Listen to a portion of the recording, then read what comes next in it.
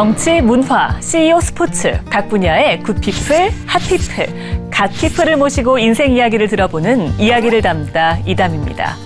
오늘은 대한민국 의료계의 갓피플입니다. 병원을 찾은 환자를 돌려보내지 않는다라는 신념으로 장애를 지닌 사람들과 그 가족들의 고통까지 끌어안는 참 의료인인데요. 재활의 새로운 길을 개척하고 있는 서울재활병원 이지선 원장과 함께합니다.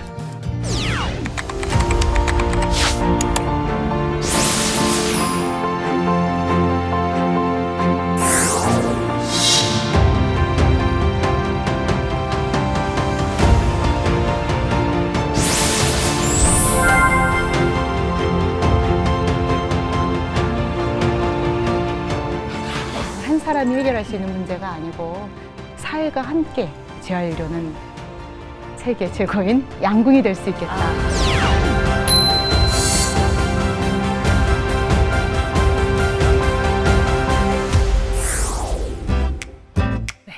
안녕하세요, 원장님. 안녕하세요.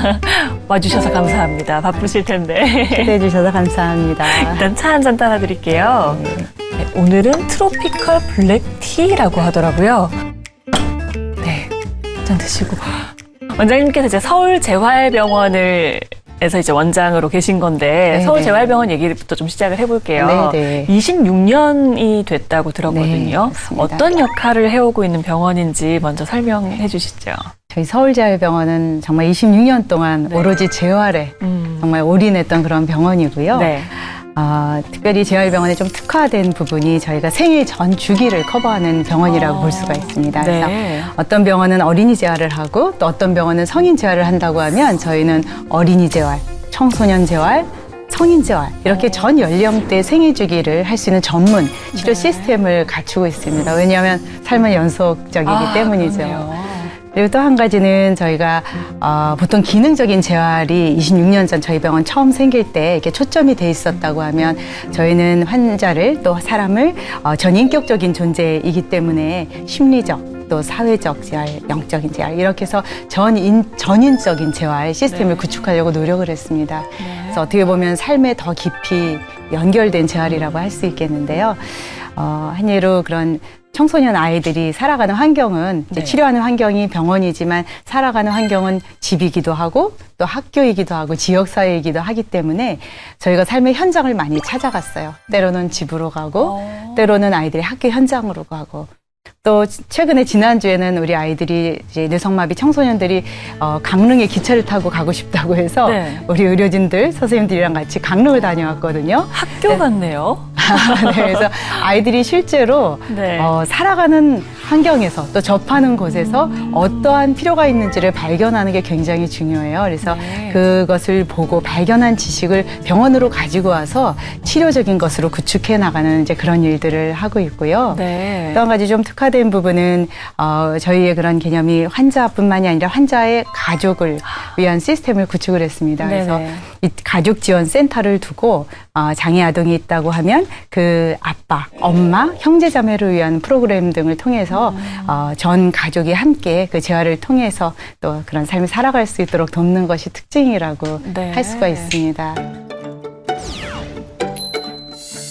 사실 한 어머니가 이렇게 이야기를 하셨어요. 제가 사실 이전에는 이제 우리 장애 아동의 어머니셨는데 이 지구 행성에서 나 혼자 살아가고 있는 것 같았다. 그런데 가족지원센터의 서비스를 만나고 나서 이 땅에 누가 나와 함께 살고 있구나 라는 걸 느꼈다라는 말씀을 하셔서 참 마음이 이렇게 짠하면서 저희가 정말 더 열심히 해야겠다라는 것을 느끼기도 했고요. 그리고 사실 저는 그렇게 생각해요. 장애 우리 아동의 어머니들 또 사실 20여 년을 같이 한 어머니들을 보면 어머니 정말 위대하시다.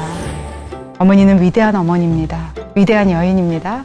그리고 이 아이를 키워가고 정말 이 사회에 귀한 역할을 하도록 하기 위해서 우리는 어머니는 정말 전적으로 이 아이를 키우는 가족으로 헌신하였고 우리는 그러한 의료를 만들어가는 우리는 함께 동역하는 사람들이고 우리는 똑같이 일을 나누어서 하고 있는 것이다라고 이야기를 하고 있어요. 그래서 어머니들에게 우리가 힘이 되는 또 그 가족에게 힘이 되는 그런 가족 지원 센터로 더 이렇게 발전해 나가도록 노력하겠습니다. 그래서 처음이라는 타이틀이 굉장히 많이 붙었던 걸로 제가 얘기를 들었거든요. 맞습니다. 어떤 것들이 이렇게 처음이었나요? 특별히 몇 가지만 소개를 하자면 네. 이제 2002년도에 저희가 국내 최초로 소아 납병동이라는 재활 납병동을 만들었어요. 네. 그게 왜 생기게 되냐면 이제 당시만 하더라도 장애 어린이가 집중적으로 치료를 해야지 그런 아이들이 발달을 하잖아요. 근데 집중적 재활 치료를 할 수 있는 시스템은 입원밖에 없었어요.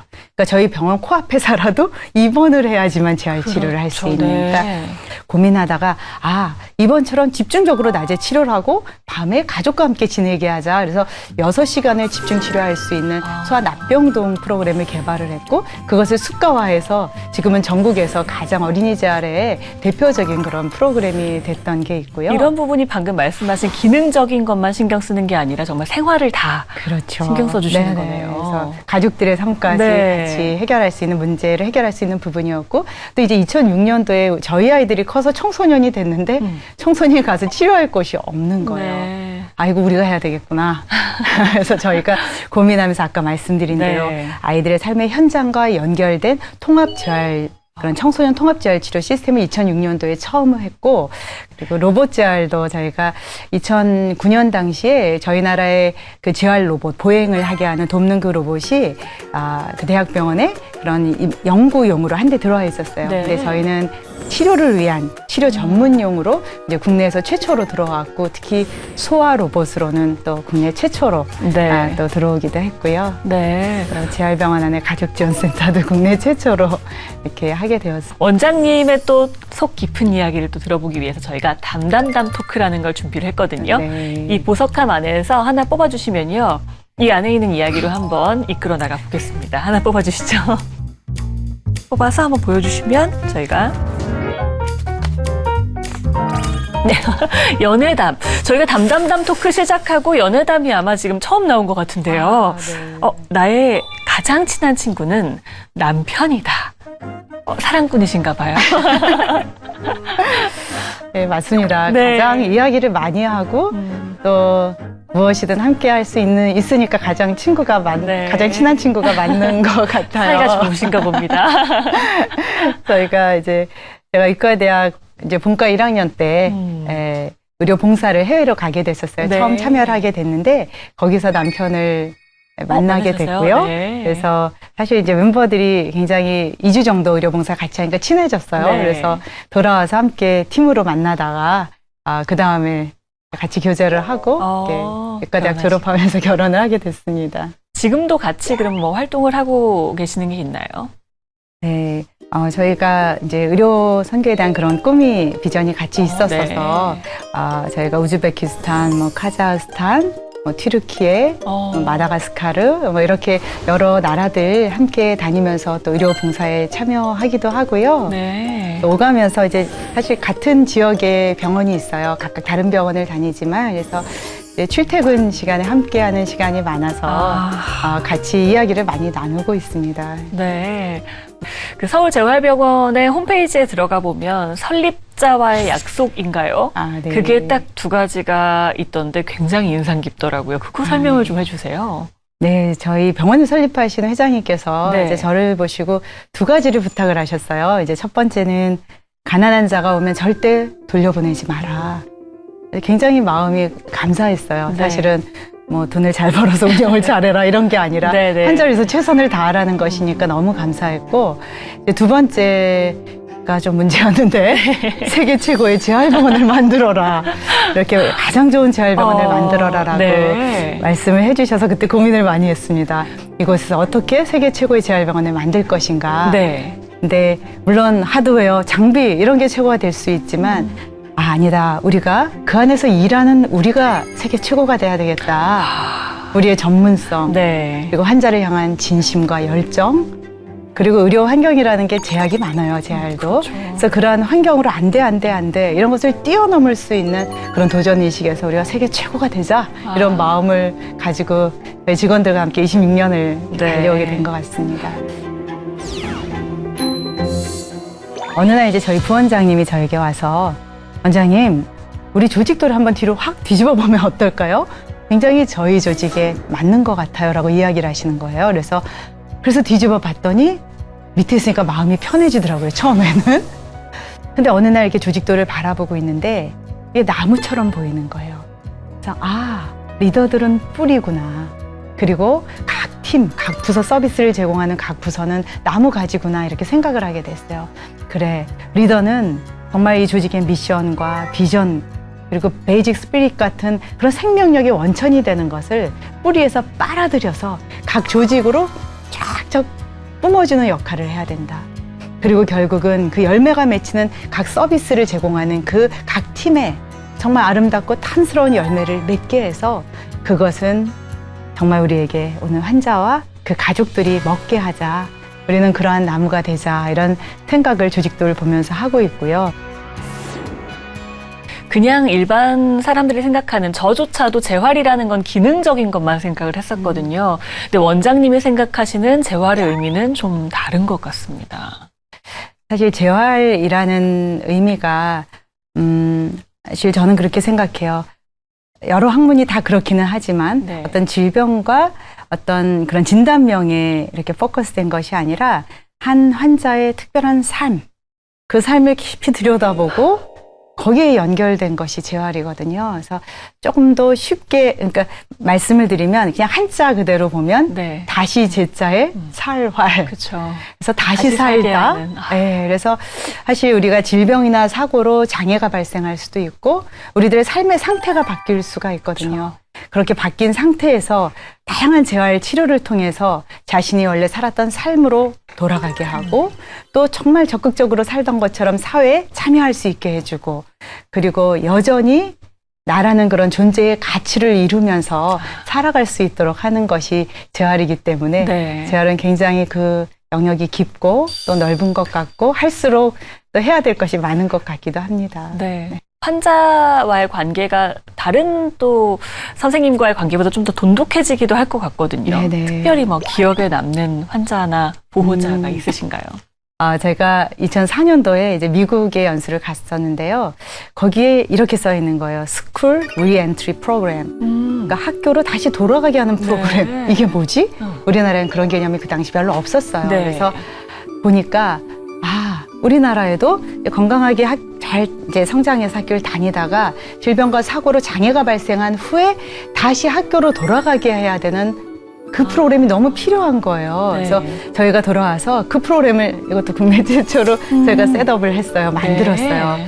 그러고 나서 입원한 한 친구가 로하라는 친구인데 초등학교 2학년 때 뇌 경색이 와서 오른쪽이 마비가 와서 움직이질 않게 된 채로 저희 병원에 입원을 했어요. 네. 그래서 이 아이는 이제 곧 그리고 굉장히 재활에 의지가 있었고 가족들도 굉장히 의지와 사랑을 가지고 함께 있었어요. 그래서 이 아이가 결국 돌아갈 곳은 학교이기 때문에 저희가 그것에 입원할 때부터 준비를 했어요. 그리고 아이가 태어나고 학교로 가기 전에 아이에 관련된 자료를 이만큼 들고서 학교를 찾아갔어요. 그랬더니 네. 학교에서 너무 당황해하는 거예요. 왜 원장님. 오셨어요? 네. 그래서 저희 사회복지사 선생님이 찾아갔는데 네네네.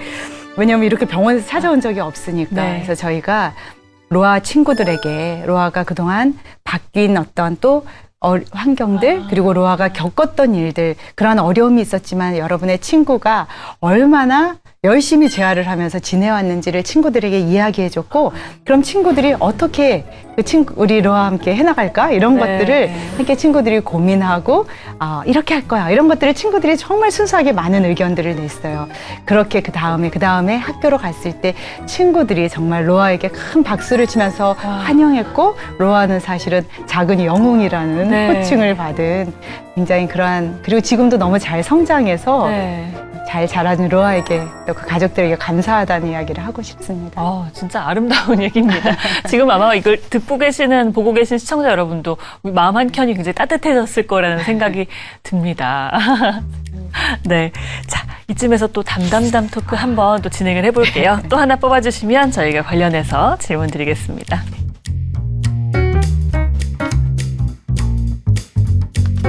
다음은 밀담입니다. 네, 밀담. 지금 내 머리는 가발이다. 가발이세요? 예, 오늘 가발인가요? 방송에서 공개를 하게 되는군요. 네. 예, 가발이 맞습니다. 그런데 이게 원형 탈모 원형 탈모가 아니라 전두 탈모가 전두 왔어요. 탈모요? 전 머리 털이 다 빠지는 탈모를 전두 탈모 자가면역 질환이라고 하거든요. 네. 스트레스 때문에 그러셨다고. 네, 이제 사실 2020년 2월 하면 우리 전 국민들이 아마 굉장히 가슴 아프게 기억했던 코로나가 있었던 그 시기인데요.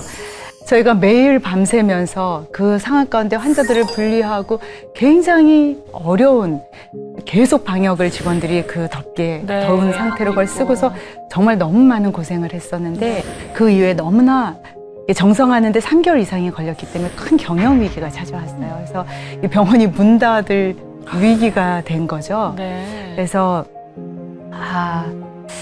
그런 어려움 가운데 이제 좀 굉장히 많은 고민을 하고 또 잠 못 이루는 밤이 많았는지 한 6, 7개월 지나고 나니까 머리가 이렇게 쑥쑥 빠지더니 전체 머리가 다 빠졌어요. 그래서 전두 탈모가 돼서 지금 이렇게 예쁜 가발을 쓰고 4년 반을 지내고 있습니다.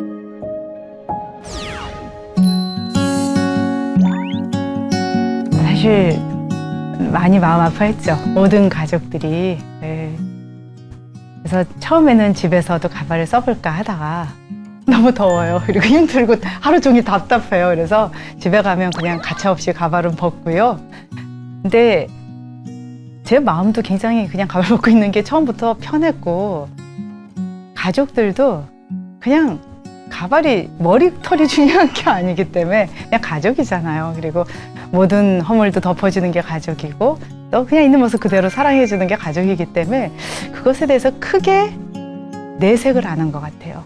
그게 그냥 편안함으로 받아들여진 가장 큰 위로가 아니었을까 이렇게 생각이 드네요. 네, 아유 그래도 너무 힘드셨을 것 같은데 어떻게 그렇게 힘든 상황은 어떻게 극복을 좀 하셨어요? 사실 저희 직원들이 좀 이상하고 특별해요. 어떻게 이상한 걸까요? 그래서 굉장히 이렇게 사명감으로 가득하다고 할까요? 그래서 특별히 좋은 분들이시군요. 우리가 왜 여기에 있는지, 왜 존재하고 있는지를 너무나 잘 아는 직원들이에요. 그리고 저희를 잘 아는 사실 대표님께서 저희에게 그런 모든 과정을 지켜보시고 사실 최근에 저희에게 이렇게 말씀을 해주신 게 갑자기 생각이 나요. 이렇게 영화를 보면 주인공 캐릭터가 있는데 서울재활병원도 캐릭터가 있는 것 같다. 이제 그 캐릭터를 한마디로 말하면 이타성이 이끄는 탁월성이다.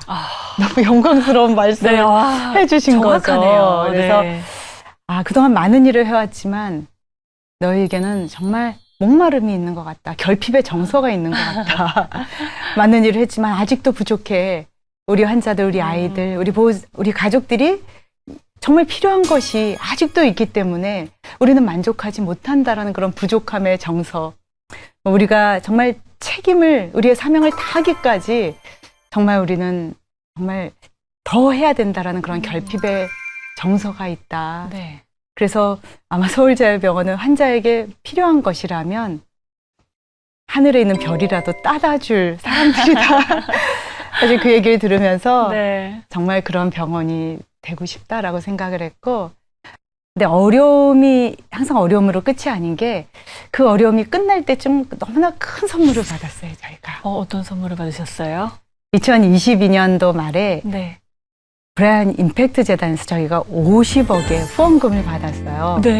또 장애 아동들, 또 장애 청소년들의 문제를 브라이언 임팩트 재단이 관심을 가지시고 정말 기술을 접목해서 이 문제를 꼭 해결해 달라고 저희 조직을 믿고 그것을 주신 거예요. 그래서 저희가 기능연구센터라는 조직을 만들고 정말 우리 장애 아이들, 청소년들, 우리 환자분들과 가족들을 위해서 플랫폼을 만드는 굉장히 새로운 도전적인 일을 그 고난 이후에 다시 또 시작을 하게 됐습니다.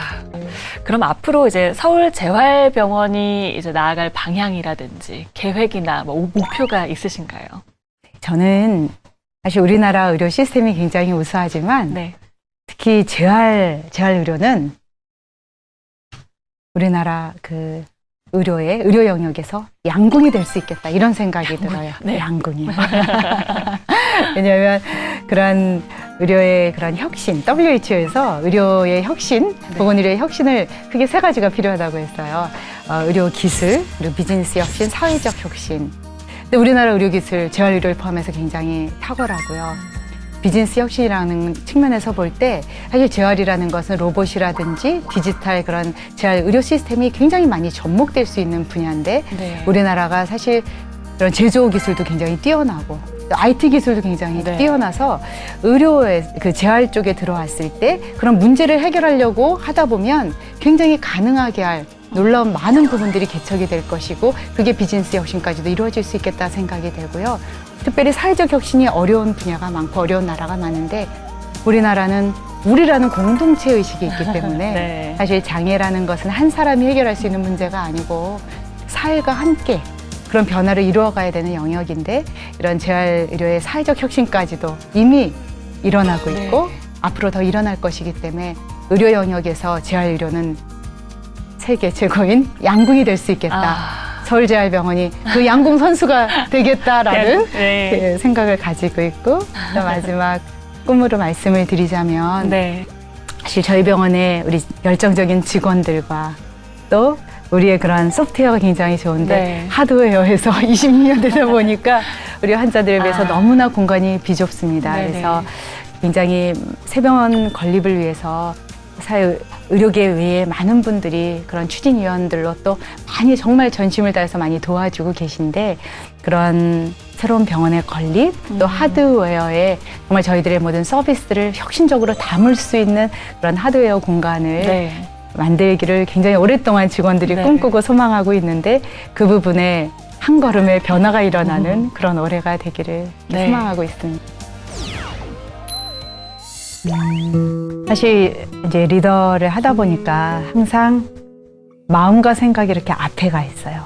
조직의 미래를 준비하고 또 그것을 생각하고 그래서 저에게 이렇게 말해주고 싶어요. 중간중간에 잠깐 멈춰서 지금 여기에서 소중한 것 더 발견하고 더 감사하고 더 사랑하면서 살자 이렇게 이야기해주고 싶습니다.